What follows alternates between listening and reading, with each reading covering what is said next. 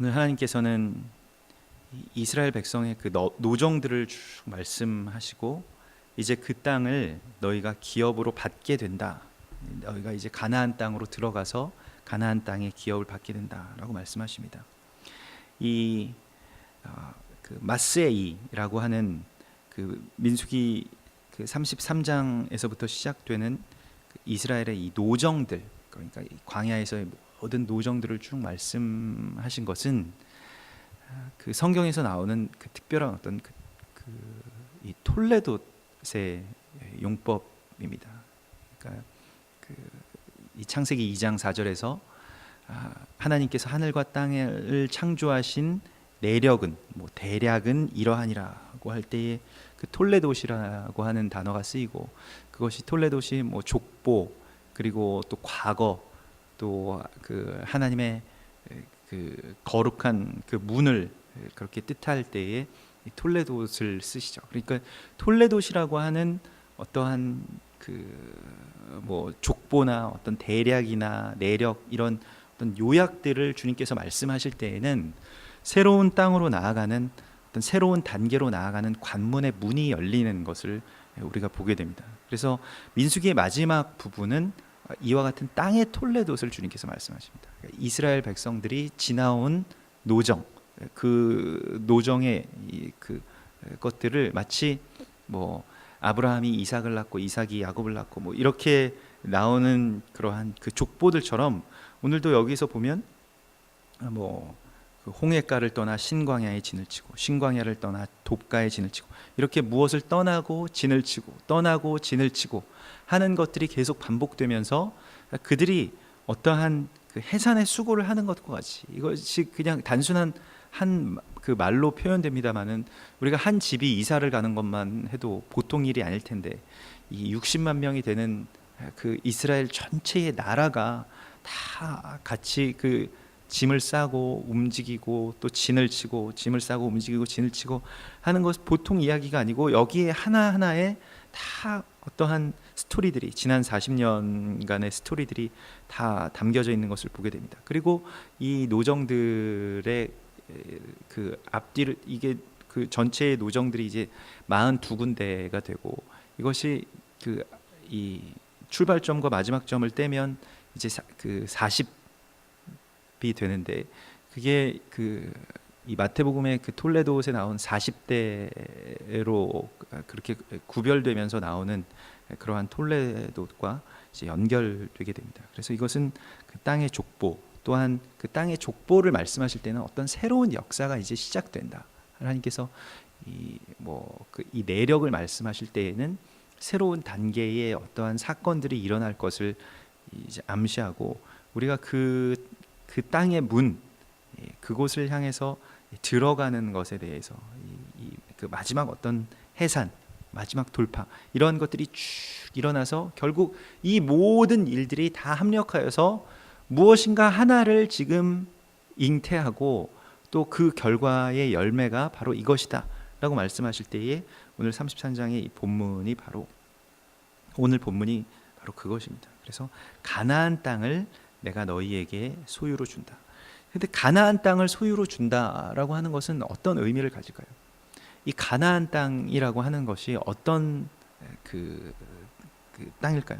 그래서 창세기 17장에 하나님께서 아브라함에게도 그 횃불 언약을 주시면서 그 주님께서 주신 것은, 내가 이 땅을 너에게 줄 것인데 이 가나안 온 땅을 주어서 너희의 기업이 되게 할 것이다 라고 말씀하시면서, 이제 그 창세기 12장에 아브라함에게 주신 어떤 민족의 언약과 또 17장에 이 땅의 언약이 이제 그 연결되게 됩니다.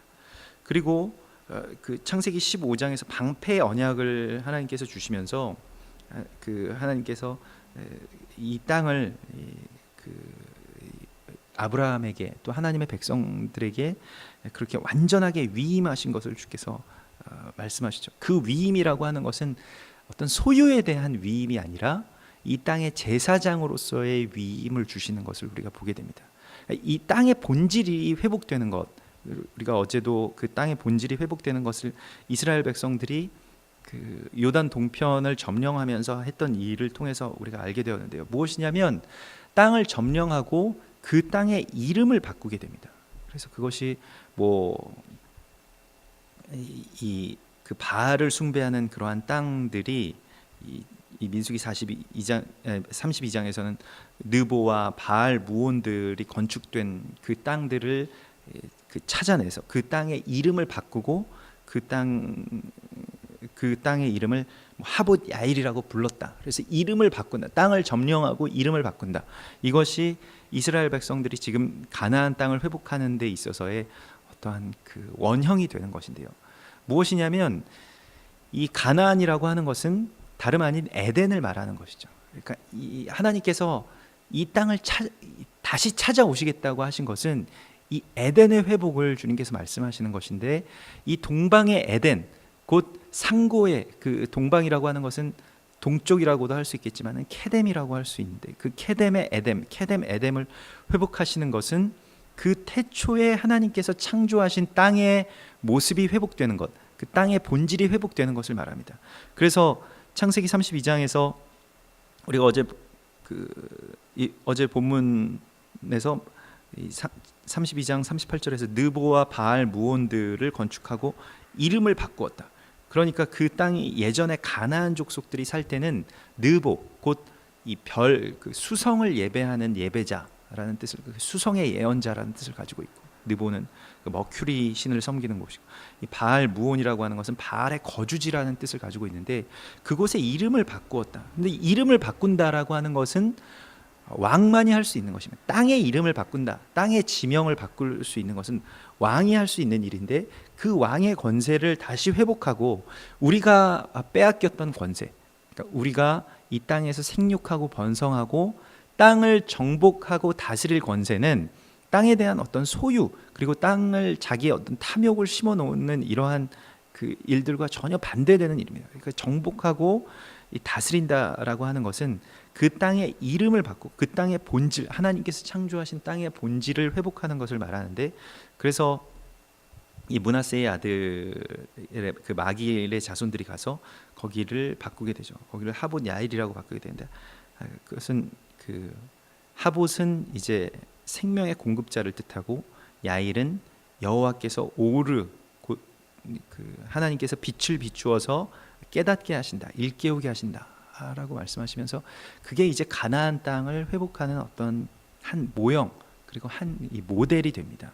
그래서 이제 그 땅에 대한 예표가 나오면서 주님께서 가나안을 바꾸라, 주님께서 가나안 땅을 우리 가운데 그 기업으로 주시는 것에 대해서 말씀하십니다. 이것은 에덴의 회복에 깊은 관계가 있고, 우리가 다시 하나님의 왕과 같은 제사장으로 돌아가는 그런 의미를 가지고 있습니다. 그래서 너는 이 땅의 동서남북을 다 보라.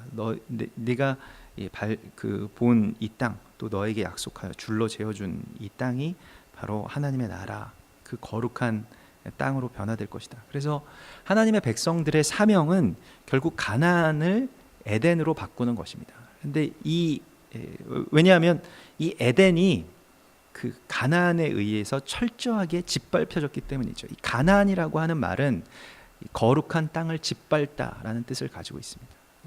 가나안이라는 말 자체가 땅을 짓밟다라는 그 뜻을 가지면서, 이제 이스라엘 백성들이 무엇을 해야 되는지, 그리고 하나님의 백성들이 가나안에서 가나안 족속들을 몰아낸다는 것이 어떤 의미인지를 우리 가운데 알려주시는데요. 땅을 짓밟는 이유는 그 가나안이 받은 창세기 9장에서 받은 그 가나안의 저주를 통해서 우리가 알게 되는데요. 노아의 그 아들인 함이 아버지의 하체를 드러냈을 때 함의 아들인 가나안이 저주를 받습니다. 이것도 굉장히 그 함이 저주를 받는 것이 아니라 함의 아들인 가나안이 저주를 받죠. 이것이 어떤 뜻이냐면, 아버지의 하체를 드러냈다라고 하는 것은 이 땅, 또 그 하나님의 나라, 또 하나님을 경배하고 또 하나님의 나라를 소망하면서 살아가는 것이 아니라, 또한 그를 경배하고 순종하면서 살아가는 것이 아니라, 그 땅을 이제 자신의 욕망의 대상화하는 것이죠. 그러니까 아버지의 하체를 드러냈다. 라고 하는 것은 이 땅이라고 하는 것이 그 하나님의 어떤 그 하나님의 창조물이고 또한 하나님께서 우리 가운데 주신 가장 어떤 거룩한 제단인데 그 제단이 회파되었다는 것을 말합니다. 이 생명을 낳는 그러한 도구로서 하나님께서 이 땅을 우리 가운데 주셨는데 또 우리도 그러한 땅에서 나오게 됐죠. 그런데 그것을 저주하는 것, 그러니까 그것을 자신의 욕망의 대상화하는 것, 이것이 땅에 대한 회파이고 이게 가나안입니다. 그러니까 우리는 그 가나안의 문화에 깊이 물들어서 땅을 소유하고 땅은 다 욕망의 대상이 되어 있고 그리고 자신의 욕망과 자신의 삶을 채우기 위해서만 땅이 존재하는 것으로 지금까지는 그렇게 인식하고 우리가 살아왔죠. 그러나 하나님께서는 이 레위기에서도 땅은 여호와의 것이니 너희가 토지를 소유하지 말라. 토지는 다 여호와의 것이니라고 주님께서 말씀하시고 이게 여호와의 것이라고 한다면 그것을 우리가 우리에게 기업으로 주셨다라고 하는 것은 우리의 소유로 그것을 돌리라고 주신 것이 아니라 우리가 그 땅을 변화시켜서 그 땅을 하나님께 온전하게 봉헌하여 드릴 사명으로 우리에게 주셨다는 것입니다. 그래서 우리가 그 땅을 차지한다라고 하는 것은 그 땅을 소유하고 그 땅에 아버지의 하체를 드러내는 것과 같이 그 땅을 바알 무온으로 바알이 거주하는 곳이다. 이 바알의 제단이 쌓아지고 거기에 그것을 소유하고 그 바알은 이제 집 주인의 신, 그래서 토지를 소유하는 그러한 그 사람들을 그렇게 뭐 돌봐주는 그러한 신이지 않습니까? 그런데 그것에 대해서 그들을 몰아내는 것이 바로 가나안을 몰아내는 것입니다. 그래서 가나안 땅을 에덴 땅이 되게 하는 것이 하나님의 백성들의 그러한 소망이고 이 모든 이 광야에서의 이 40여 년 동안의 여정들 그리고 42군데의 이 진을 친 곳을 쭉 보여주시면서 이거 왜 했느냐? 결국 가나안을 몰아내기 위해서 했다는 것이에요. 그래서 그 가나안을 이제 오늘 너희가 그 땅을 그 가나안 땅을 점령하여 거기 거주하라. 내가 너희의 소유로 너희에게 주었음이니라고 말씀하시면서 그 땅에 대한 말씀을 제비 뽑아서 나누고 그 땅을 기업으로 받을 것인데 너희가 만일 그 땅의 원주민을 너희 앞에서 몰아내지 아니하면 너희가 남겨둔 자들이 너희 눈에 가시와 너희 옆구리에 찌르는 것이 되어 너희가 거주하는 땅에서 너희를 괴롭게 할 것이다 라고 말씀하십니다. 그래서 그 땅의 원주민들, 이 가나안의 7족속들이 있죠. 그래서 뭐 히위 족속, 기르가스 족속, 뭐 여부스 족속 이러한 가나안의 7족속들에 대해서도 우리가 깊이 묵상해야 될 필요가 있습니다.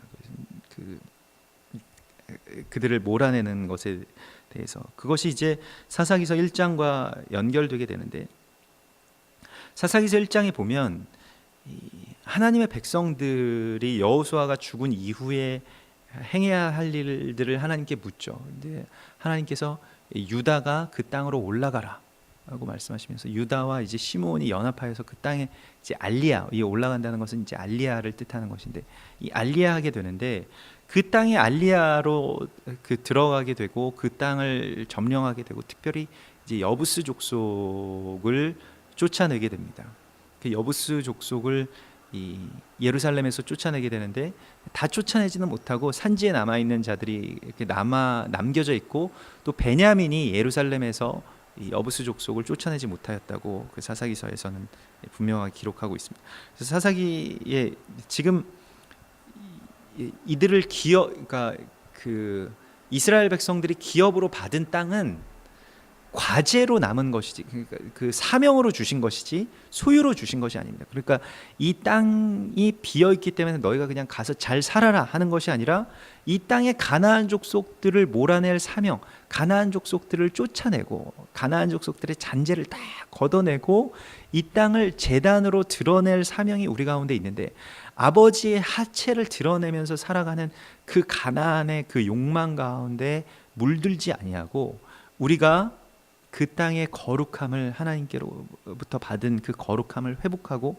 본질을 회복하는 그 이름을 바꾸어 부를 수 있는 권세, 그것은 왕만이 할 수 있다고 말씀드렸습니다. 그 왕의 권세를 우리가 그 땅 위에서 회복하고 또한 거기에서 가나안을 몰아내는 것이 우리에게 가장 중요한 것입니다. 그래서 사사기 1장에 보면 사사기 1장 27절에서부터 쭉 보면 므낫세가 베스안과 그에 딸린 마을의 주민과 다한학과 그에 딸린 마을의 주민과 쭉 그 주민들 무기또의 주민들을 쫓아내지 못함에 가나안 족속이 결심하고 그 땅에 거주하였다 이렇게 나옵니다. 그리고 이스라엘이 강성한 후에야 가나안 족속에게 가나안 족속을 그러면 이스라엘이 강성한 후에 가나안 족속을 쫓아냈다 이것이 아니라 가나안 족속에게 노역을 시켰고 다 쫓아내지 아니하였더라. 그냥 거기에서 타협하면서 같이 살았다는 것입니다. 에브라임이 게셀에 거주하는 가나안 족속을 쫓아내지 못했다. 스불론은 기드론 주민과 나알롯 주민을 쫓아내지 못하였으므로 가나안 족속이 그들 중에 거주하면서 노역을 하였더라. 계속 그러한 말씀이 나옵니다. 아셀이 그 주민들을 쫓아내지 못하였다. 납달리가 쫓아내지 못하였다. 베냐민이 쫓아내지 못하였다. 그런 말들이 나옵니다. 왜 쫓아내지 못하였을까요? 힘이 없어서 쫓아내지 못한 것이 아니에요. 가나안에 있는 가나안 족속을 쫓아낼 수 있는 유일한 길은 그 사사기서 1장의 전체를 통틀어서 나오고 항상 가나안 족속을 쫓아내는 그 일에서 일어나는 일들, 그것은 바로 이 헤브론의 연합에 있습니다. 그러니까 유다가 가나안 족속들을 쫓아내는 것을 처음에 보여주고 그리고 다른 지파들은 쫓아내지 못했다라는 것을 보여주면서 힘이 없어서 쫓아내지 못한 것이 아니에요. 강성해도 그들을 쫓아내지 못합니다. 왜냐하면 가나안이라고 하는 것은 자신들의 모습이기 때문입니다. 이게 중요한 것인데 가나안을 쫓아낸다라고 하는 것은 어떤 다른 대상들, 이질적인 대상들을 쫓아내는 것처럼 보이지만은 그러나 그것은 자신들의 어떤 욕망을 뜻하기 때문에 그것을 쫓아낼 수가 없게 된다는 것입니다. 결과적으로 마지막에 가면 대부분은 다 그것을 쫓아내지 못하게 되는데 그러나 항상 성경에서 이 창세기 14장이나 또 이 사무엘하 5장이나 이런 곳들에 보면 그 연합을 통해서 하나님께서 그냥 연합이라고 하는 것은 뭐 좋은 게 좋은 거다 아니면 우리가 친하게 지내고 뭐 교제하고 뭐 상냥하게 그리고 즐겁게 지내는 그런 연합이 아니라 연합의 본질은 가나안을 쫓아내는 데 있습니다. 이 가나안을 쫓아내는 그 영적인 전쟁을 하기 위해서 연합을 하는 것이에요. 성경에서 이 연합이라고 하는 것은 음부의 권세를 대적할 그 권세로 연합하는 것입니다. 그래서 연합을 하면 뭐 복을 받고 연합을 해서 무엇인가를 이루고 하는 것의 어떤 본질은 가나안의 회복에 있다는 것입니다. 가나안을 쫓아내기 위해서. 혼자서는 그것을 할 수 없어요. 힘이 있든 없든 그것은 불가능한 일인 것입니다. 왜냐하면 그 칼을 쥐지 못하기 때문입니다. 그러니까 칼을 쥘 수 있는 이 엄지손가락과 이 엄지발가락이 없다라고 하는 것은 다른 것이 아니에요. 그것이 떨어져 나가도 뭐 많은 힘이 있을 수 있습니다만은 그러나 칼을 쥘 수는 없죠. 그리고 그 땅의 제사장으로 설 수 없죠. 바로 이러한 것입니다. 그러니까 이러한 연합을 이루는 것이 하나님의 나라의 그 회복, 특별히 가나안 땅의 원주민을 몰아내는 것, 가나안이라고 불리우는 땅을 다시 회복하는 데 있어서의 어떤 키가 됩니다. 그래서 그것을 회복하지 못하면 나는 그들에게 행하기로 생각한 것을 너희에게 행하리라. 그래서 그들에게 행하기로 생각한 것은 가나안의 저주입니다. 그것은 하나님의 이 자녀로서의 그 대가 다 끊어진다는 것을 말하죠. 그래서 그 가나안의 저주 가운데로 이제 우리가 그들을 몰아내지 못하고 그들과 함께 동거하게 되었을 때에 그러한 일들이 일어난다는 것이죠. 그래서 어떻게 가나안과 동거하면서 살 수 있느냐 하는데 그 다른 말로는 우리가 그저 가나안과 같은 사람들이라는 것입니다. 가나안과 이미 동거하고 있다는 것입니다. 그래서 그 칼을 쥘 수 있는 이 엄지손가락이 우리 가운데 없다는 것입니다. 그래서 그것을 우리가 받기 위해서 함께 연합하고 그 헤브론의 연합, 그 네 종족의 연합을 이루게 되는 것이 바로 중요한 그러한 한 비밀, 키가 되는 것입니다. 사사기서에서는 연합에 대하여서 또 이 갈렙과 그나스 족속인 이 온니엘의 연합에 대해서